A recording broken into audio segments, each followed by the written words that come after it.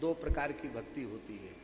आप लोग अन्यथा नहीं माने, हम भजन छुड़ा के पढ़ने में नहीं लगा रहे हैं, पर एक बात जो सैद्धांतिक है उसको कहे बिना मन नहीं मानता।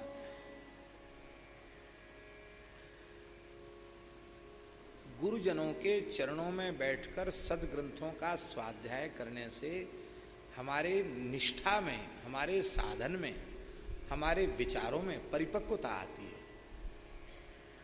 फिर भटकाव का भय नहीं रहता है, और नहीं तो भटकाव का भय हो जाता है। हमारे पूज्य खाक चौक वाले महाराज जी कहते थे कि महात्मा बन गया, भोला भाला था बेचारा, तो वृंदावन में रहा, तो दीक्षा ले ली उसने, किसी कृष्ण भक्ति संप्रदाय से दीक्षा ले ली। भोला था बेचारा, अब भगवान की भक्ति ही सर्वोपरि है ये नहीं जानता था। गुरुजी से बोला हम घूम आए, बोले तुम घूमने लायक तो हो नहीं, पर तुम्हारी इच्छा तो घूमे। चला गया विचरण करने।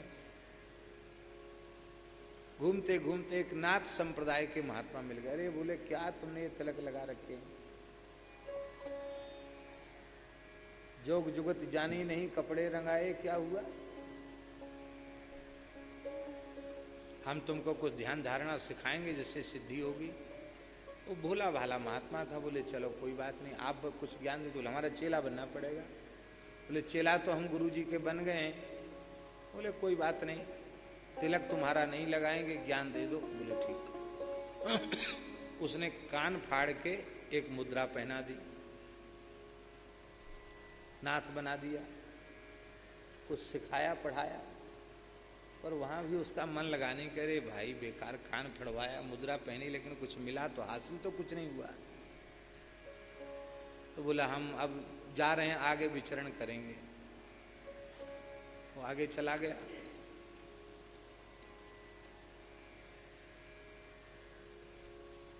तो एक जगजीवन स्वामी का संप्रदाय है, वो भी बहुत अच्छा संप्रदाय है। बिहार प्रदेश में अभी भी उस परंपरा के लोग हैं। हाथ में गंडा बांधते हैं, 5 तत्वों का धागा, 5 रंग का धागा होता है। तिलक ऐसे ही लगाते, बीच में श्याम श्री लगाते हैं। वो एक प्रकार से निर्गुण मत की साधना है, राम नाम का जप करते हैं। तो उन्होंने कहा कि अरे तुम पंच तत्व को जाना नहीं तो पंच तत्व से ऊपर उठोगे कैसे, गंडा बांधो। तो उसके हाथ में गंडा बांध दिया जगजीवन स्वामी वाला। कुछ दिन वहां साधना किया। ओ घूमते घूमते और आगे बढ़ा तो एक मुसलमान फकीर मिल गया। बोले देखो हम बहुत चमत्कारी सिद्ध हैं, तुमको कोई सिद्धि नहीं मिली, भली तुम इधर उधर घूमे हो। हम भी बहुत सिद्धियां जानते हैं। बोले हाँ महाराज सिद्धि तो नहीं मिली, तो तुमको अमुक अमुक मंत्र देकर सिद्ध बना देते हैं, पर एक बात है, सुन्नत करानी पड़ेगी। सुन्नत इंद्रिय छेदन कराना पड़ेगा। बोला चलो कोई बात, जय श्री राम जी की इच्छा। अब वो भी हो गया महाराज, मुसलमानी भी हो गई। अब लौट के आया गुरुजी के पास ब्रिज में। गुरुजी ने तो देखा विचित्र वेशभूषा है, संप्रदाय का निर्णय करना करने में। बोले चेला ये तेरी क्या दशा हो गई? बोला गुरुजी माथे मथुरा नाथ विराजे, आपने तिलक दिया वही लगाता हूं। माथे मथुरा नाथ विराजे, कान में गोरख खटके मुद्रा, और हाथ में है जगजीवन स्वामी और मुहम्मद लटके।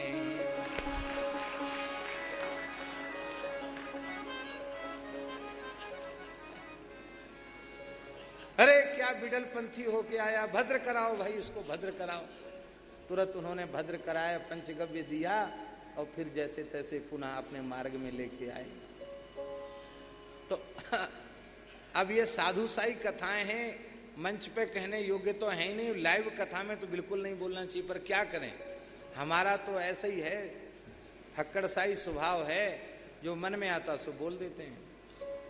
तो महाराज इसलिए पढ़ना लिखना जरूरी है, इसलिए शास्त्रों का अध्ययन करना जरूरी है, जिसमें हम कहीं भी चले जाएं, हमारी निष्ठा में कोई परिवर्तन न कर सके। इसके दो तरीके हैं महाराज जी। एक ये तरीका है कि एक तो हम संत सदगुरु के चरणों में बैठकर विधिवत अध्ययन करें। दूसरा तरीका यह है कि हम किसी शास्त्रों के मर्मज्ञ और प्रेमी अनुरागी संत की वाणी से दीर्घकाल तक सत्संग करें। हमारे विचार से पढ़ना लिखना बहुत अच्छा है, लेकिन इससे भी श्रेष्ठ किसी भगवत प्राप्त महापुरुष का सत्संग करना, ये उससे भी श्रेष्ठ है। पढ़ने लिखने वाला भी कई बार भटक जाता है, पर श्रद्धेय स्वामी राम सुखदास जी महाराज की कोटि के संत का सत्संग करने वाला, हमें विश्वास है वो भटक नहीं सकता है। इसलिए संत का सत्संग बहुत जरूरी।